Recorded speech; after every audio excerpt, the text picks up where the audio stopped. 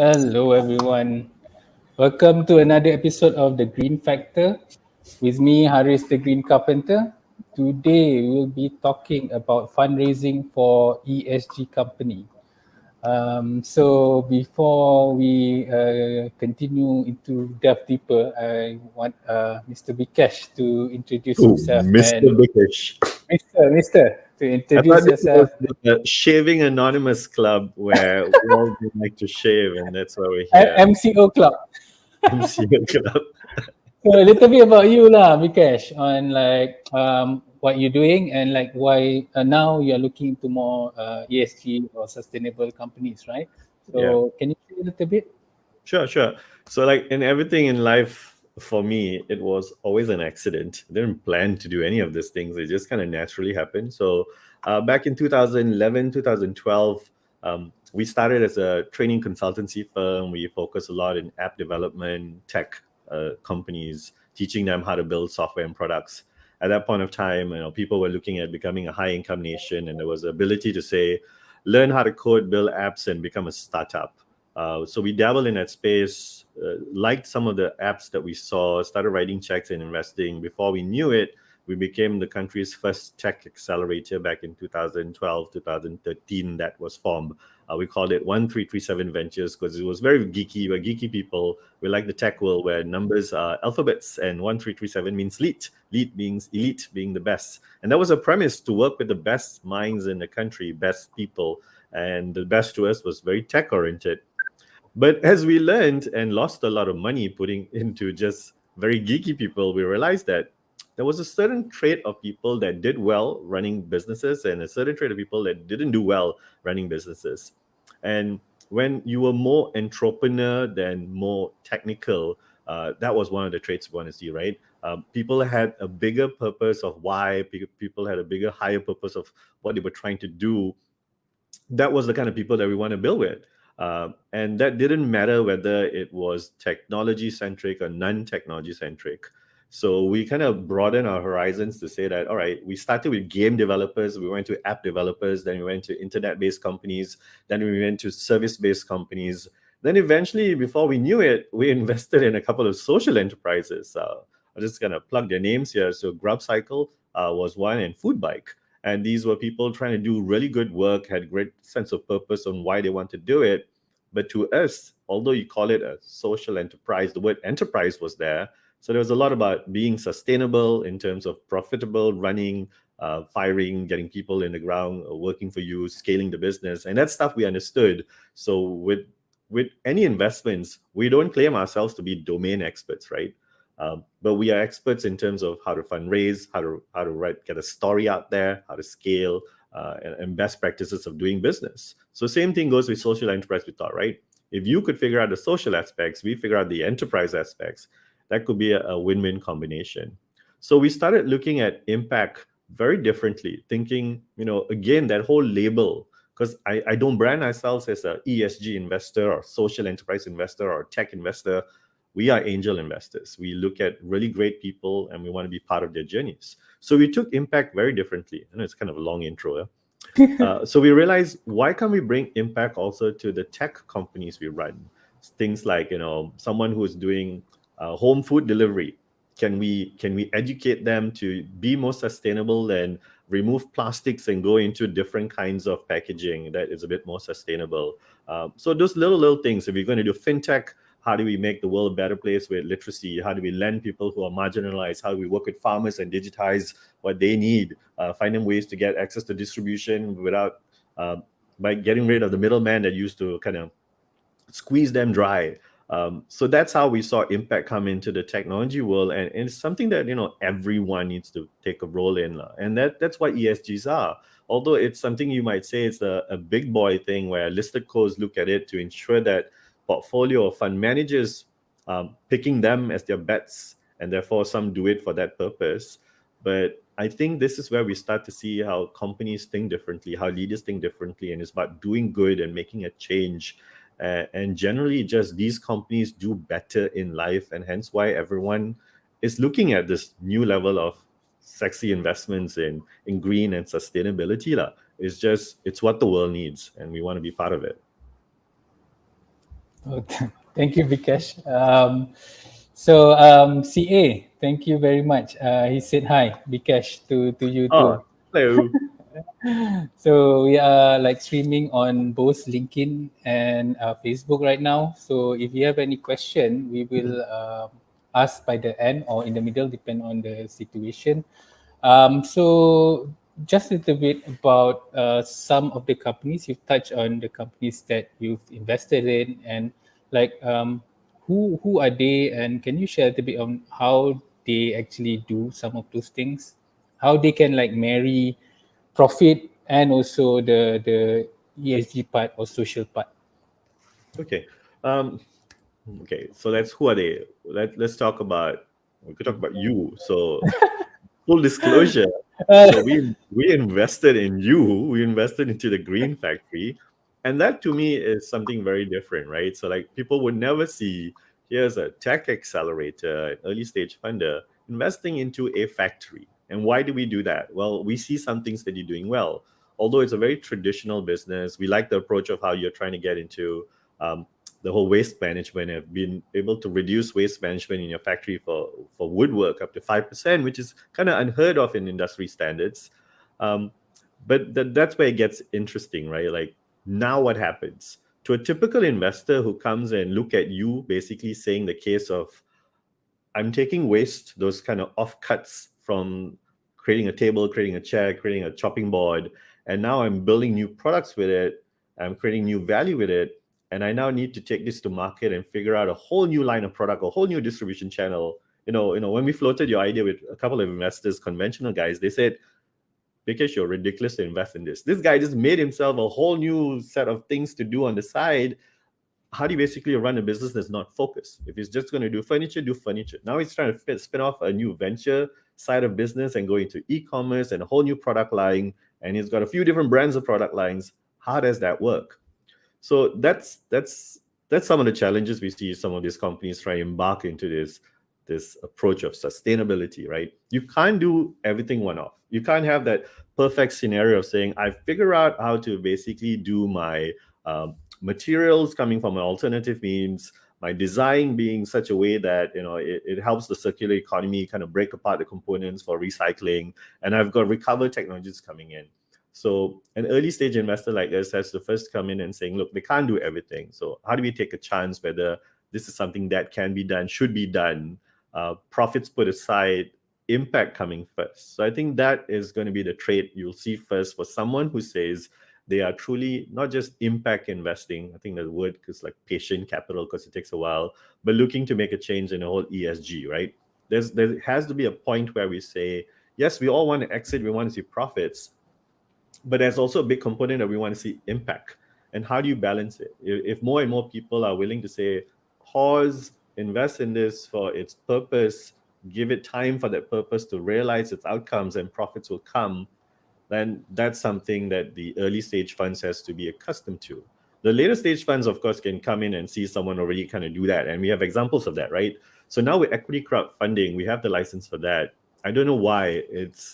It seems like everyone who's green is coming to us, maybe because I've been talking about green suddenly all of a sudden.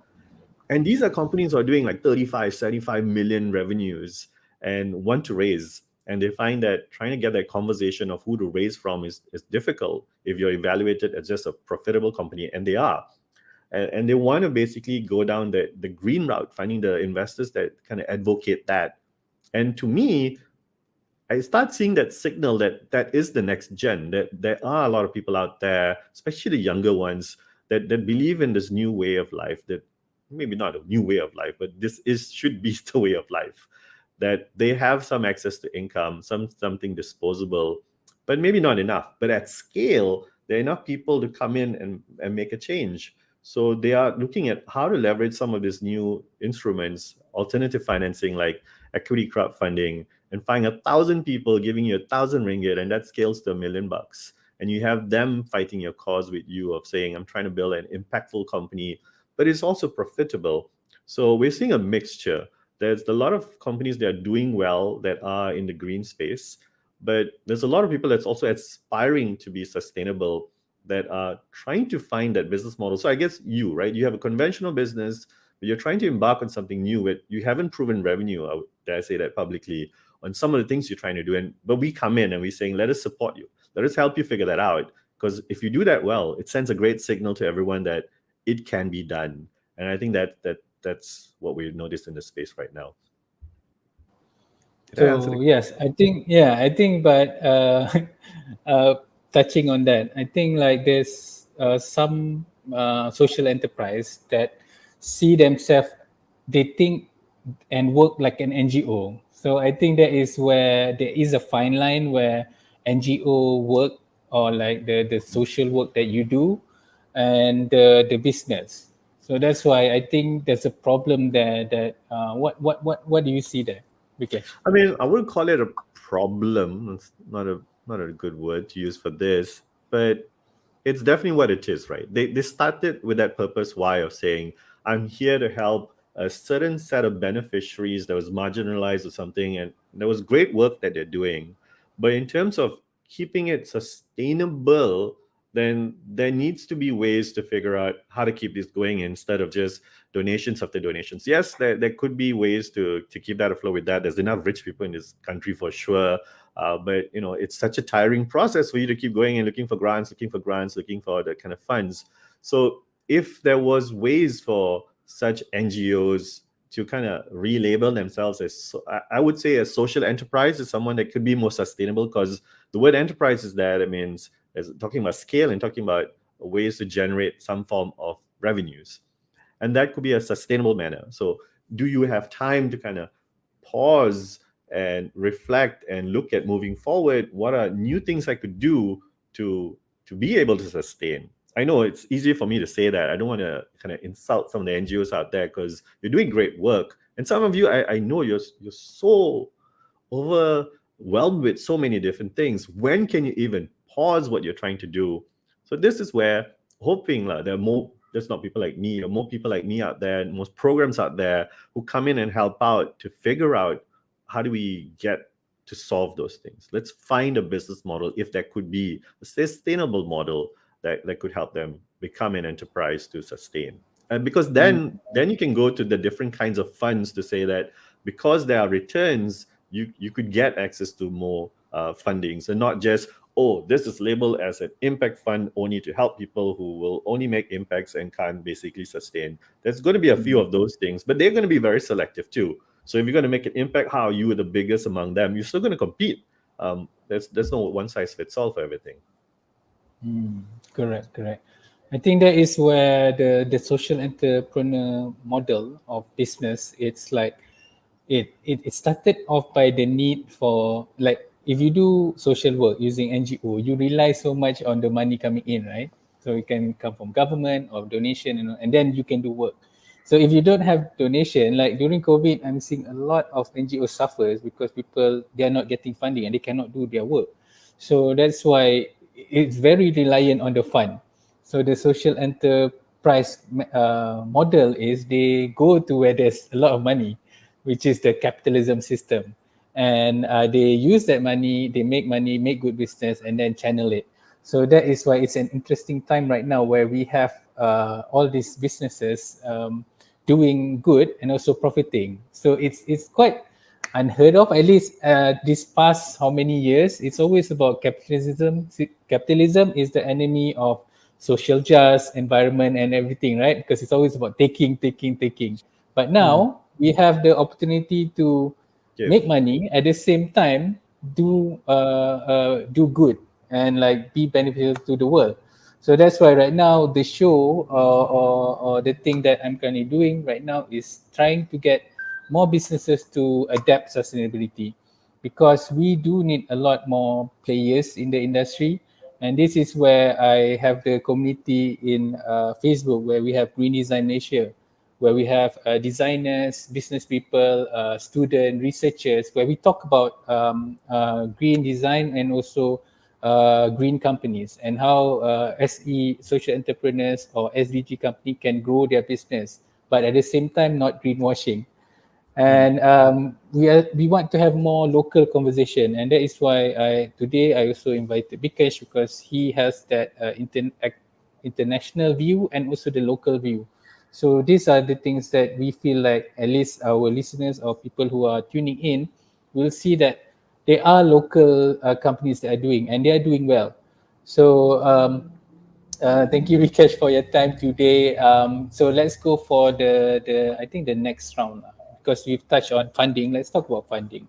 Hmm. Like, okay, we have all the startup or a micro entrepreneur even, and then we also have the medium size and also the large size companies if they want to look into it. Like I'm seeing yes, last few days we have a class, right? We have a mid-sized company and big company looking to get fundraising, but they don't know anything about it as well. So it's not just the small companies. So can you talk more about Yeah, that? yeah. So it's amazing, right? Like, when we spoke to one of these companies, like, I guess I can mention the name, Green Lagoon. So they work in terms of doing a total power provider. So they go into palm oil estates where you have this palm oil mills. There is the waste that come out of it, and what they do is convert that waste to energy and provide that back into the grid. And then, of course, there's a concession with TNB that goes quite a while, and it becomes a nice sustainable business. And they can do this, and they've got about what, 10, 13 power plants that they own throughout the country, and they want to grow. So the idea is, where do you go find investors for such things? So there are institutions will kind of evaluate them very differently.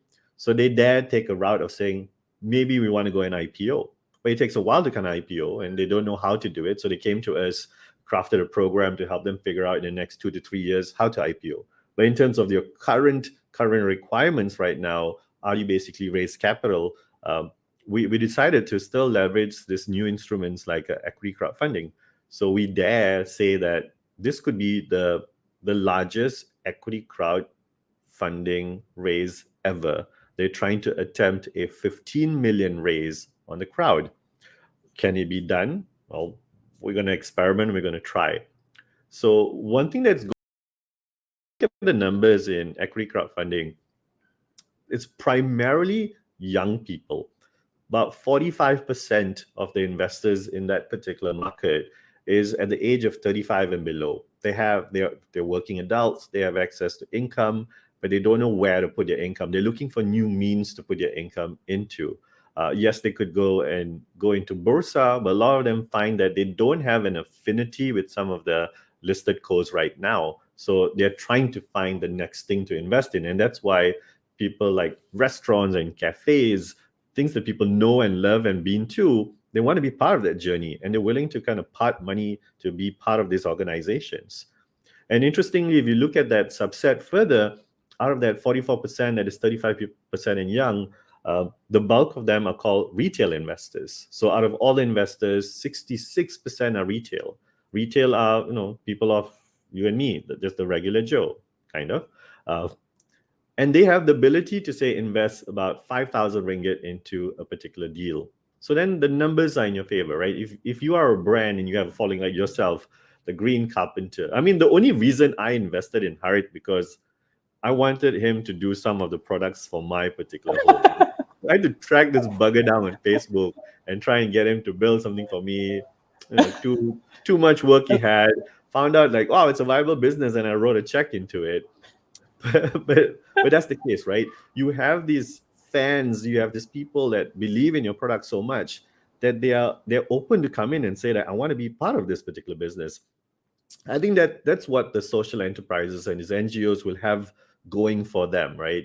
You have the ability to say that you're doing such amazing work, you have such a great, strong following. Imagine if all these people can support you throughout that particular journey and give you that little amount as a ticket in and get a stake in that business too. So that 67% of people that are retail are these people walking around, ability to put 5,000 ringgit into a deal, 50,000 ringgit a year limit that they have, and they're looking for companies to put in. So the fact that they're registered on all these platforms, and we've got a couple of thousand of them on our platform, these are people they're willing to spend in. And when you ask them what do you want to put your money into, they go like, I don't know. I'll know when I see it. And we did a poll among them. How many of them would go into such ESG and green companies and love the story of impact? And they all unanimously said, yes, of course, I would want to put money into something that matters, something that makes the world a better place. But it helps if that company that's making the world a better place is also sustainable themselves. They are profitable. It's a viable business, and I would eventually get returns somehow. How would you get returns? Only way as an investor is you get some kind of dividends if you do well, or you could flip this to something else. I don't know how many social enterprises can be flipped like a tech company.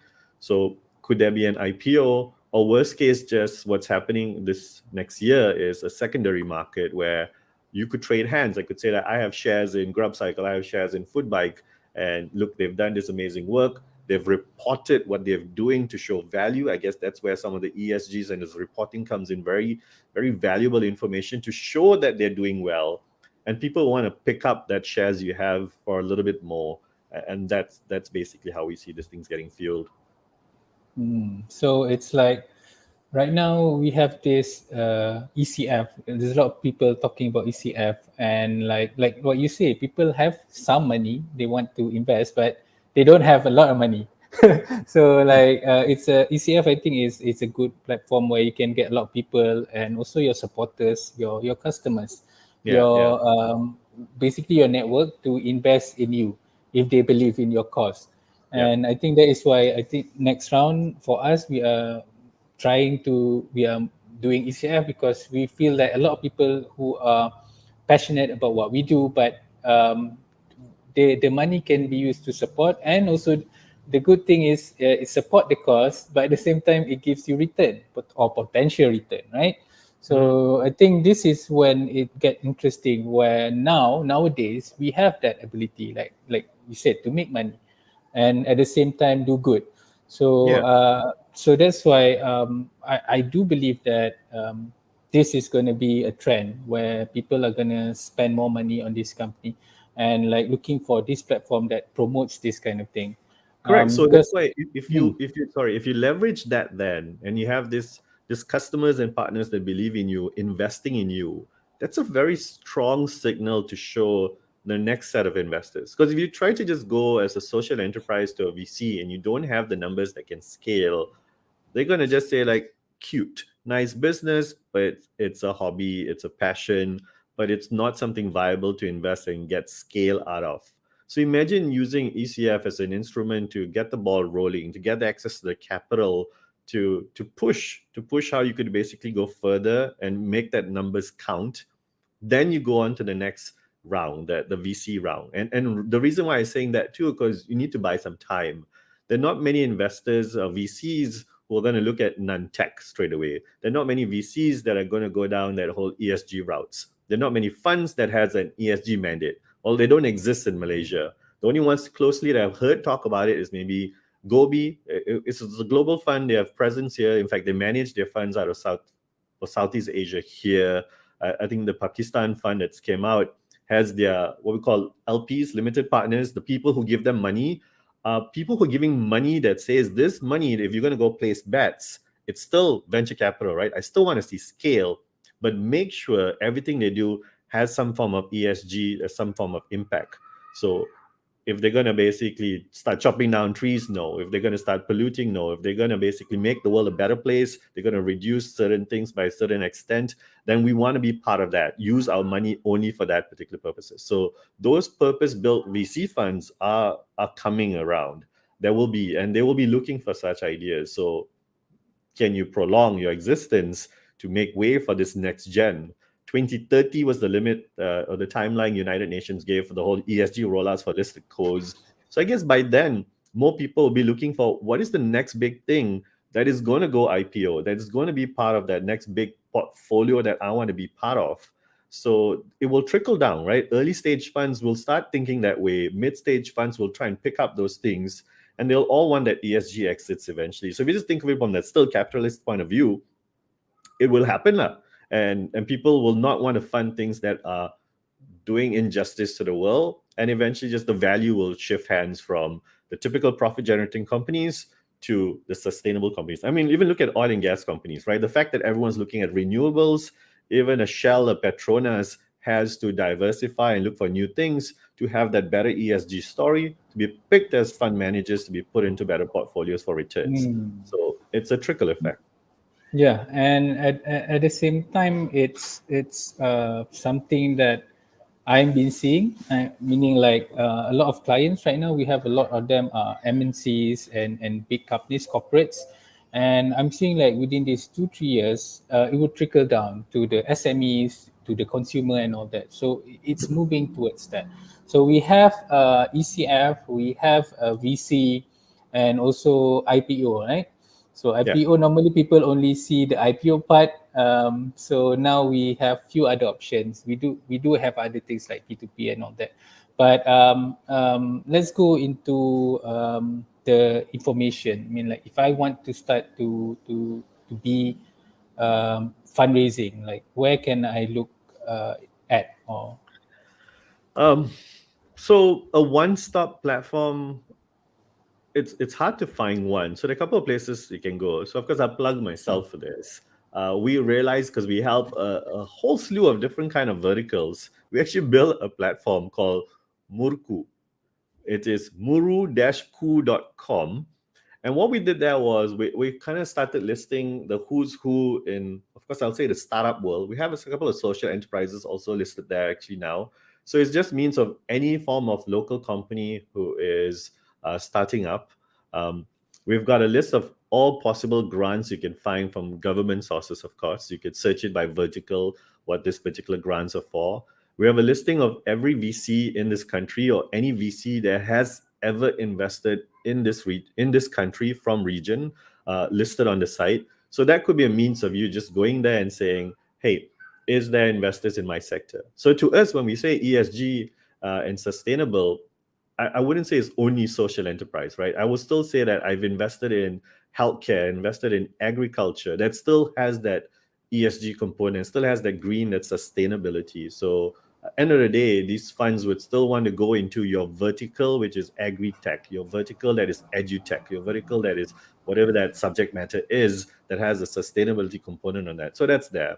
And the other one that's very eager to see development in that, and we're working very close to them, is the agency and the Securities Commission called CMM, Capital Markets Malaysia. So we're working with them to come. What are other kind of program-oriented approaches we could take to groom companies before they're ready for fundraising? Like what we said, right? We did that with you. We did it for mid-tier manufacturing and services businesses that are doing 20, 50, 100 million ringgit above to go towards IPO.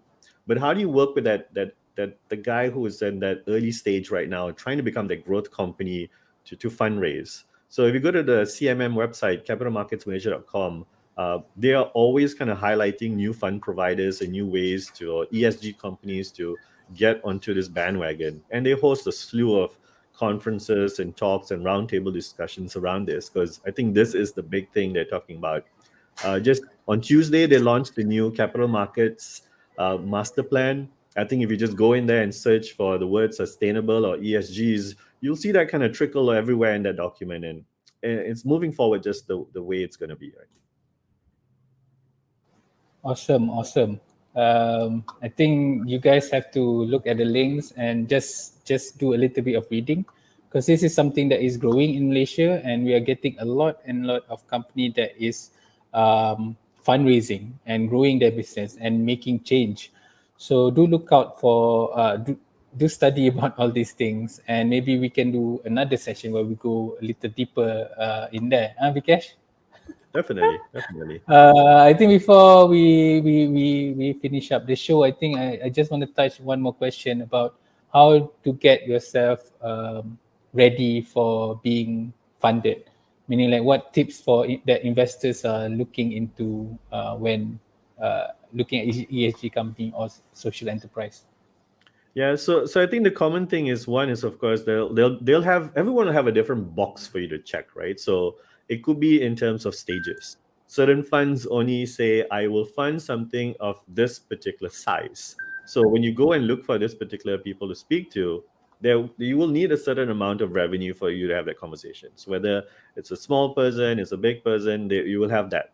So you can't go speak to a Series A investor, regardless of sector, vertical, if you don't have that kind of growth of saying, I've got a proven business model, I'm sustainable, I've this track record of sales, and now I want to step on the gas and accelerate into a new market, a new product, a new region. That's what Series A are for. You don't have that, don't go speak to them. It might still talk to you just for a casual chat, but don't expect to walk away with money. And don't get upset if you don't get money because you weren't ready, for God's sakes, right? So the next thing then is, of course, to make sure, regardless of whatever industry you're in, or whether you're social or not, impact or not, it's always about a new way to do things. They love looking at innovative business models, things that they have not seen before, things that were experimental and prove that it works. That's something they always want to have a look at. So the potential of growth. So when you go in there and you talk about how big the industry is, your market is, it has to be big. VCs, especially VCs, they won't wake up for something that's below 100 million cap, right? It has to be something that gives them another 100x return. So it has to be really huge. So you need to know who to speak to at what point of time. Whether it's time for an angel first, it's time for venture capital, you want to go for PE, an investment banker. When you get towards IPOs, it's a whole different thing. But in short, the first question everyone always will ask is, why are you doing this? It always goes back to that sense of purpose, that reason why. Because I think everyone at every stage realized that if this person is going to see it through, if this person needs to have the grit to kind of slog for another 12 more months with the money we gave them, if they can't raise, then they must have that reason why, their conviction that's so strong that they want to see this till the end and get to that vision that they're trying to save. So social enterprises, I think you have it the hardest, right?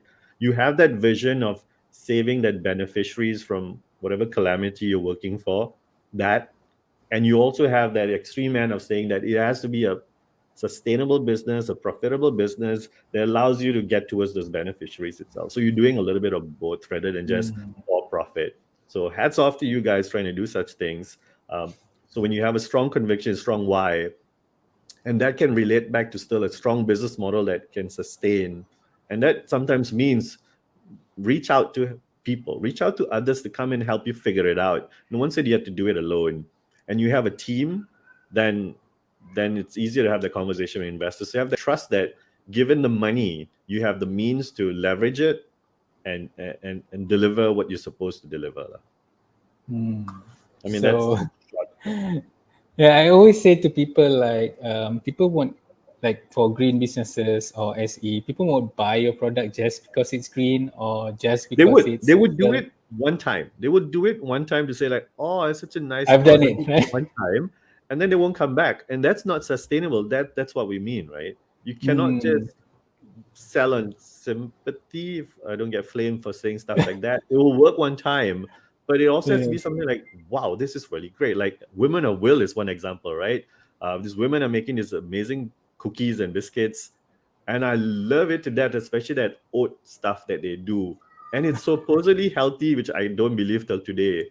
And the first time you hear like, oh, the women are making it great, I'll support it. But holy crap, the cookies are so great. Or Cindy from Silent Teddies, those pineapple jam tarts are to freaking die for. I will always want to buy that, right? And you'll come back regardless of the cause because it's such a great product. That's what you Correct, want, correct, right? correct.